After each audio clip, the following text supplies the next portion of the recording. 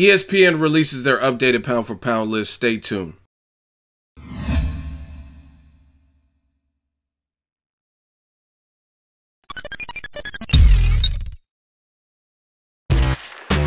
Boxingego here. If you like this video, make sure you hit the like button and also subscribe to the channel and hit the bell icon on the top of your screen to get notified when the latest new content drops. What up, Fight World? It's your boy Ego, and I'm back with some more boxing. Make sure you smash the like button and also subscribe to the channel for the latest and greatest in boxing. Now, I'm really not going to spend too much time on this video. I want to just open up the floor for you guys to comment. I will let you know what's going on. ESPN released their updated pound-for-pound rankings, and you see the title. It says pound-for-pound rankings. Gennady Golovkin still #1, but how about Canelo? Right? And this is as of May. And just like HBO, another awful list. They have some disclaimers at the back of the list on the article stating it's a group of people on the panel: Dan Rayfield, Teddy Atlas, Joe Cortez referee, Bernardo, Eric Raskins, Nick Parkinson, who's a writer for them, Claudia Trejos, Carlos Narvaez. I don't even know all the people on there, but again, you guys can go to the article and they have like a ranking system and they rated it, and Golovkin is #1 on the ESPN pound-for-pound list. #2 is Andre Ward. #3, VASYL Lomachenko. #4, Sergey Kovalev. #5, Roman Gonzalez. #6, Terence Crawford. 7, Canelo Alvarez. 8, Manny Pacquiao. 9, Crawford. And 10, Guillermo Rigondeaux. Horrible. So Rigondeaux is at the back of the list, and Roman Chocolatito, who just lost, is basically 5 spots ahead of him. Yeah, #5, based on how they voted. You know what I mean? These lists are jokes, and they don't give credibility to ESPN or HBO when you put out stuff like that. And it's no wonder that channels like myself, and I'm not saying I'm as big as an ESPN or a HBO, and I don't even care. I just do my thing and keep it moving. You know what I mean? I'm comfortable, my family's comfortable, but it's just crazy, and there's no wonder why other people are able to come in the game and get more respect. You know what I mean? Be it YouTube, be it freelance writing or whatever. And it's because of lists like that. Like I said, there's so much wrong with it. I could spend an hour literally going in Ego Valley style. But how do you put Roman Chocolatito in at #5 and he just lost to a guy whose biggest name on his resume is Carlos Cuadras, a guy Roman Chocolatito beat? And according to the judges, he didn't do enough to get it done, and he lost on paper. So I told you, pound-for-pound lists are all subjective. It's based on what you like. Other thing is, Rigondeaux's rounding off the list at #10, but Dan Rayfield has openly slandered the man, Rigondeaux. You know what I'm saying? Where above and beyond, as kind of a writer for a big box, he openly says, "Oh, I can't sleep. I'm going to watch a Rigondeaux fight. Oh, he's boring. Oh, what is this?" And same thing with Ward. He said Ward versus Brand was the worst fight on HBO, right? Is the worst fight that HBO's ever aired. Really? Out of all the fights you covered, and I know he's covered more fights than me, that was the worst ever, and you called it sewage? You know what I'm saying? So it's just like, how can I take someone's vote serious when I know they don't like a person like Rigondeaux? You know what I mean? Even if you don't like his style, that's one thing. You know what I mean? Me, I don't like when a fighter makes no adjustments and they just come face first and they're getting beat the fuck up and they just keep doing it over and over and over again, and face getting cut up and busted. That's cool for a couple rounds, but then it's old, especially when they're in there with someone who's not like the Floyd Mayweathers, the Rigondeaux, the Lomachenkos of the world, where it's just like, okay, he does that to everybody. You know what I'm saying? Like, it's just crazy. And like I said, how could we respect the voters or the committee who voted on this when they show open biases? Oh, Rigondeaux sucks. He's boring. This sewage, this garbage, stuff like that, man. And Chocolatito loses, but he's still ahead of Terence Crawford, who's undefeated with a lot of fights. And Roman has a record of 46-1, 38 knockouts. He moved up several divisions, but again, in the lower divisions, a move up could be like 2-3 pounds. And as you see, Chocolatito, good fighter, solid fighter, needs to work on his defense. But moving up 3 pounds, guys are taking his power back better. like Carlos Cuadras. Some people argue even that he lost that fight, right? All I know is, even if you had Roman winning, he didn't look pound for pound. He looked gassed at the second half of the fight. And I attribute that to him gaining a lot of weight in his off season and then having to wear sweatsuits every single time I see him and coming crashing down in weight, you know what I mean? And then just the process of moving up in weight is no joke, you know what I mean? People are tougher, stronger, bigger, naturally stronger, and they could take your power better. Plus, they probably have more power per capita too than the guys even 3 pounds below them. So the move up is no joke, and I've seen that time and time again with boxing. Golovkin in at number 1. Again, see, this is the thing. I know how the game goes because I've been doing this long enough. You state your opinion, you're a hater. Even if you could support it, even if you bring up like eyebrow raising points like, hey, how is Golovkin number 1? They still say you're a hater. I don't really care what y'all say, you know what I'm saying? Just don't call me broke, call me whatever. But the Golovkin being at number 1 makes no sense. Now, there's a big meaningful fight September 16th, and that's against Canelo Alvarez. I can understand possibly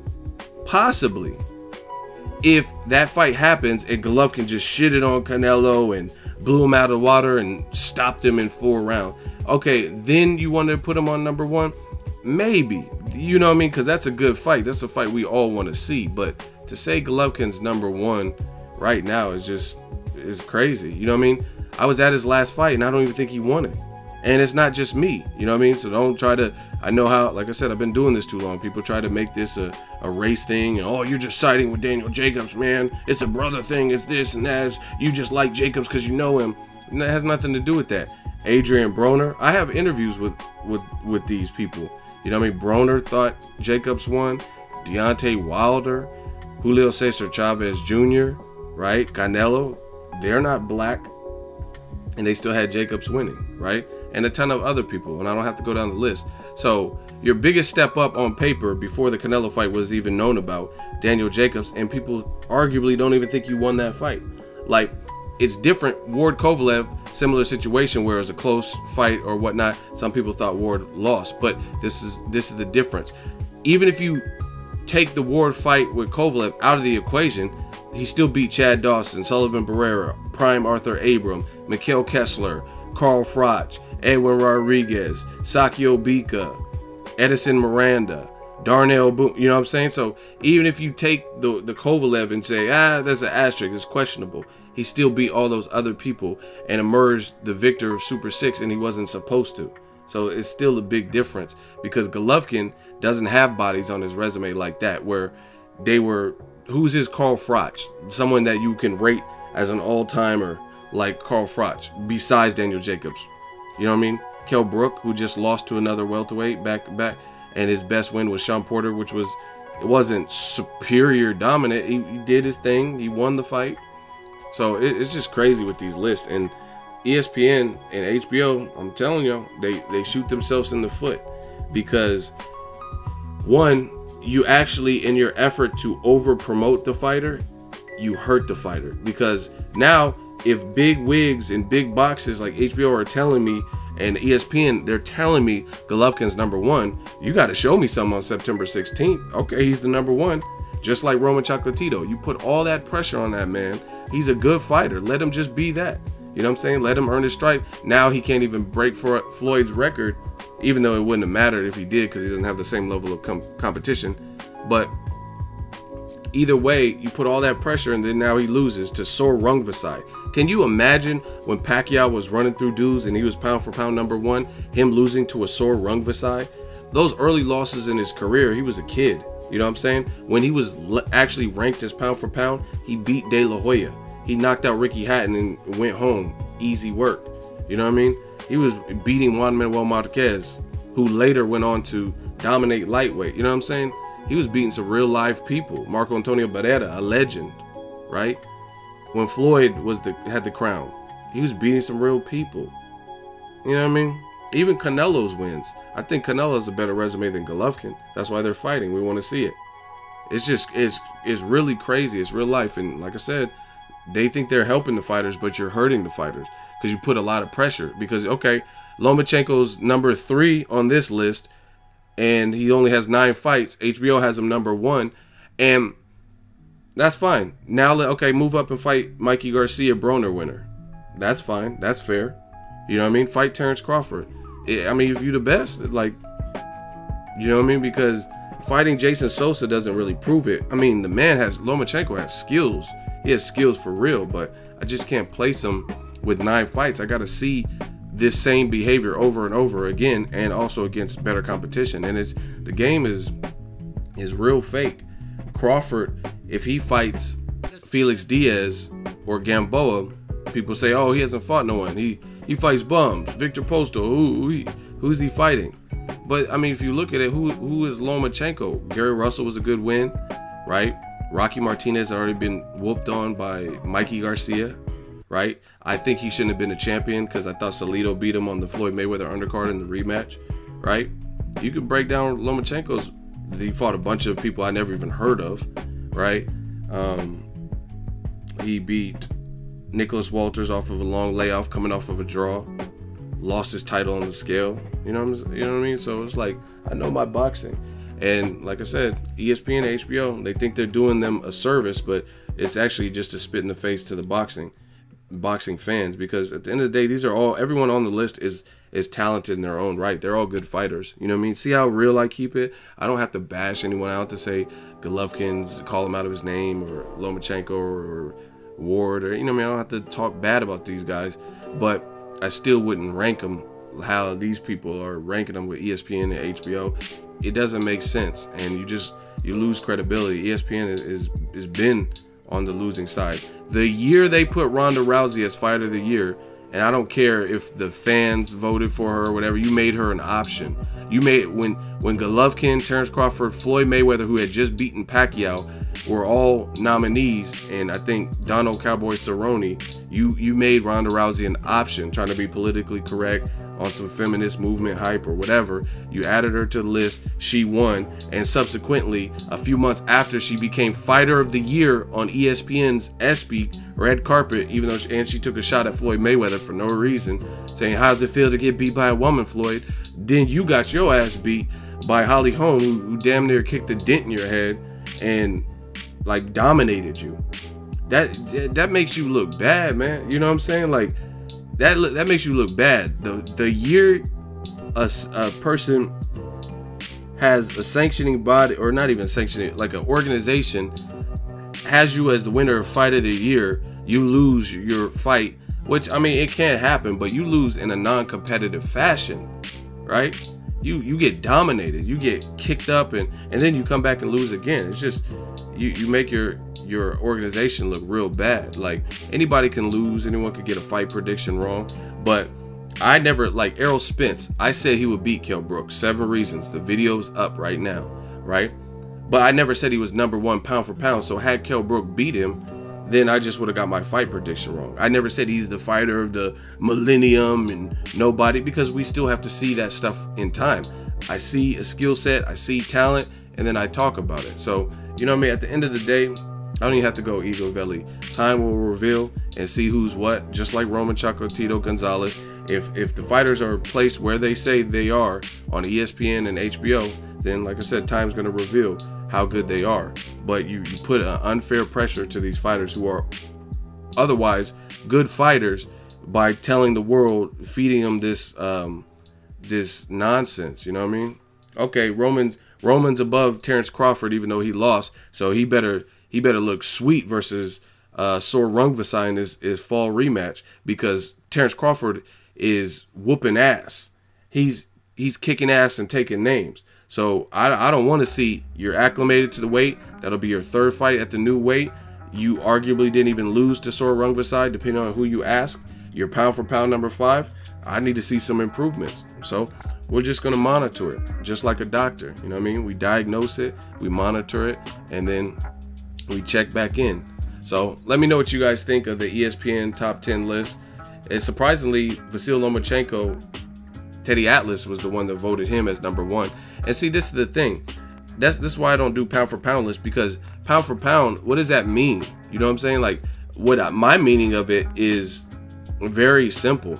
my definition, even though I told you I don't do the pound for pound list, but if I were to do one, it would be very simple. It would be who has a fighting style, skills, and or ability, defense, or whatever they do, that no matter what division they fought in, if you could like genetically engineer that, like create a player, like take VASYL Lomachenko skill set and put it in different divisions, who he would be the last man standing. Now, from a skill perspective, you can possibly argue that, you know what I mean, Lomachenko, he's sweet, he has skills, but we still have to see more. He just doesn't have enough fights, because he hasn't even avenged the style that has been known to beat him, Orlando Salido. They're saying it might happen this fall, but we still haven't seen it. You know what I'm saying? So we don't know, and we really haven't even seen a fighter. Even Nicholas Walters, that he don't fight like Salido to me. He showed you his heart was, when it wasn't going his way for several rounds, his heart was in question, and because he kind of just gave up. You know what I'm saying? Salido don't give up. He gets knocked down. He just got knocked down. He just fought in Mexico. He just got knocked down, but guess what? He got up and went to stop that dude, right? Mikey Garcia knocked him down 4 times, and he got the fuck back up. And he actually, the tide started switching a little bit. You know what I mean? I don't know what happened. Mikey got his nose broken by a Salido headbutt, but Salido was kind of working himself back into the fight. So, you know what I mean? At least put Lomachenko in with the person that has showed that level of heart in the past. You know what I'm saying? Someone who hasn't just buckled no matter what fight they were in, like a Mikey Garcia. I've never seen Mikey Garcia not show heart. You know what I'm saying? I think he got knocked down by Rocky Martinez maybe, and then he went on to stop him. You know what I mean? So put Lomachenko in with Mikey Garcia. He's pound for pound, right? So it's just, we got to see it. We got to, time reveals. But like I said, we're going to monitor it. You guys let me know if you have Gennady Golovkin #1. And like I said, this would be one thing if Golovkin beats Canelo, because that's a huge win.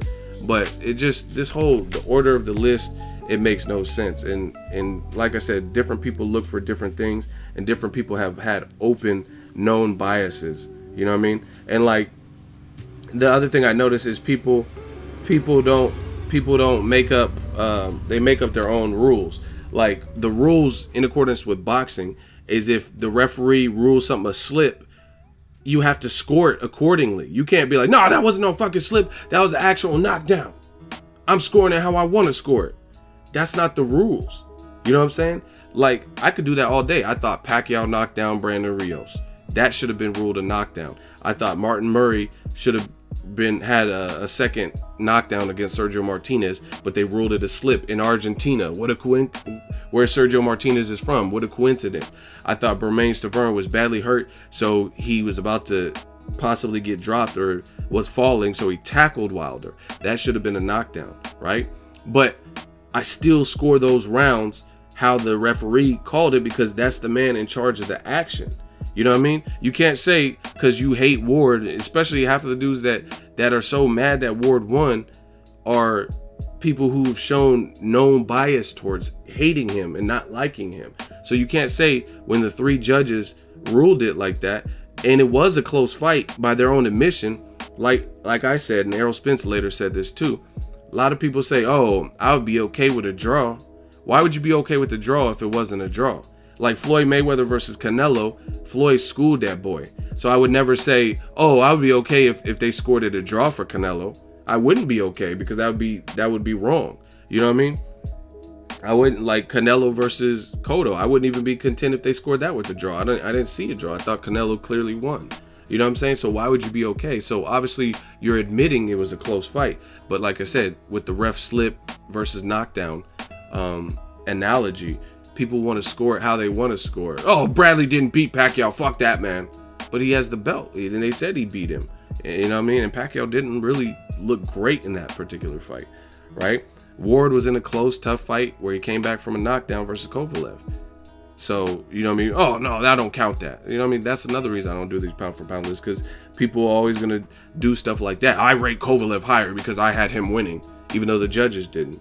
So that's what it is, man. And going back to VASYL Lomachenko, if you're rating him based on a forecast of where his skills are and how hard he would be to beat in different divisions, then in my opinion, Gennady Golovkin, what he does well versus what he doesn't do well, he's harder to beat than Roman Chocolatito Gonzalez. And I've always felt like that. And they were putting Roman, HBO and ESPN were saying he was #1, and they were putting Golovkin behind Roman Chocolatito.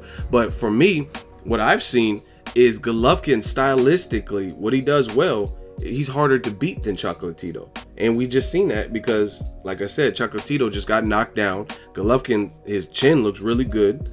And Golovkin has a great jab, and he has the type of threatening power where obviously if he transitioned that power and you were to put him in different divisions, that would be one of his strong suits. You know what I mean? So the Golovkin style is harder to beat to me, and he's a decorated amateur versus Chocolatito, but yet ESPN. That's why none of this stuff really makes sense.